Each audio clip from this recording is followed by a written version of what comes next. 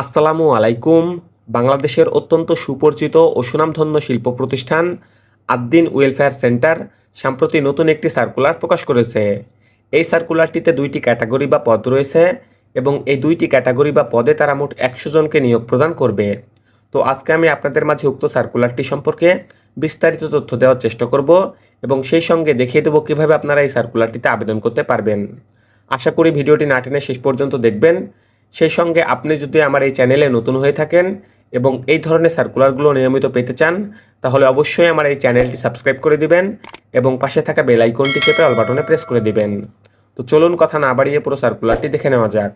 তো দেখতেই পাচ্ছেন যে আদ্দিন ওয়েলফেয়ার সেন্টার যে নিয়োগ বিজ্ঞপ্তিটি প্রকাশ করেছে তার পুরো তথ্য এখানে তারা দিয়ে দিয়েছে। আমি শুরু থেকে আপনাদেরকে সকল তথ্য জানিয়ে দিতে চাই। যেমন মাইক্রো ক্রেডিট রেগুলেটরি অথরিটি কর্তৃক সনদপত্র, সনদ নাম্বারটি এখানে তারা দিয়ে দিয়েছে, আপনারা এটি ভালোভাবে দেখে নেবেন। সংস্থা আদ্দিন ওয়েলফেয়ার সেন্টার পল্লীকর্ম সহায়ক ফাউন্ডেশনের আর্থিক সহযোগিতায় দেশের বিভিন্ন অঞ্চলে community health and micro finance কর্মসূচি পরিচালনা করে আসছে। উক্ত কর্মসূচিতে নিম্নোক্ত পদসমূহের উদ্যমী ও পরিশ্রমী লোক নিয়োগ করা হবে। খুলনা ও রংপুর বিভাগের সকল জেলা, ঢাকা বিভাগের ফরিদপুর, রাজবাড়ী, গোপালগঞ্জ ও মাদারীপুর জেলা এবং রাজশাহী বিভাগের বগুড়া, রাজশাহী, পাবনা ও নাটোর জেলার প্রার্থীদেরকে অগ্রাধিকার দেওয়া হবে। অর্থাৎ সারা বাংলাদেশ থেকে আপনারা আবেদন করতে পারবেন। তবে সার্কুলারে উল্লেখিত জেলার যদি আপনি প্রার্থী হয়ে থাকেন তাহলে কিন্তু আপনি এখানে একটা অ্যাডভান্টেজ বা অপরচুনিটি পাবেন।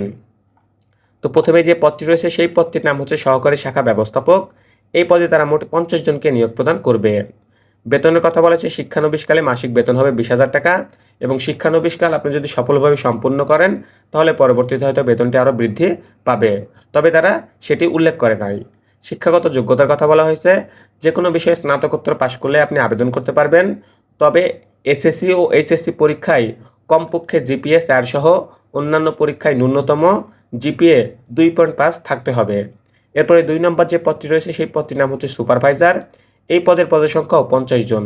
বেতন শিক্ষানবিশকালে মাসিক বেতন হবে 19,000 টাকা এবং শিক্ষানবিশকাল শেষে হয়তো বেতনটি আপনার বৃদ্ধি পাবে। শিক্ষাগত যোগ্যতার কথা বলা হয়েছে যে কোনো বিষয়ে স্নাতকোত্তর পাশ হতে হবে।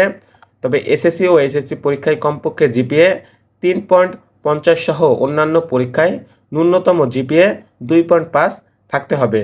অন্যান্য যোগ্যতার কথা বলা হয়েছে উভয় পদের জন্যই উচ্চতা কমপক্ষে 5 ফুট 4 ইঞ্চি হতে হবে, সুন্দর হাতের লেখা হতে হবে, সুস্বাস্থ্যের অধিকারী ও কঠোর পরিশ্রমী হতে হবে। নির্বাচিতদের প্রত্যন্ত অঞ্চলে মাঠ পর্যায়ে কাজ করার মন মানসিকতা এবং নিজ নিজ ধর্মীয় অনুশাসন মেনে চলার আগ্রহ থাকতে হবে। অন্যান্য সুযোগ সুবিধার কথা বলা হয়েছে উভয় পদের ক্ষেত্রে শিক্ষানবিশকালে কমপক্ষে 6 মাস, শিক্ষানবিশকাল শেষে সংস্থার নির্ধারিত বেতন কাঠামো অনুযায়ী মাসিক বেতন ভাতা সহ প্রভিডেন্ট ফান্ড, গ্র্যাচুইটি, উৎসব বোনাস, বৈশাখী ভাতা প্রদান করা হবে।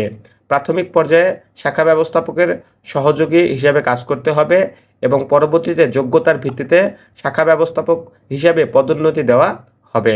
এছাড়াও কর্মদিবসে অফিস কর্তৃক দুপুরের খাবার প্রদান করা হবে। বয়সের কথা বলা হয়েছে উভয় পদের জন্যই বয়স সর্বোচ্চ 32 বছর হতে পারবে।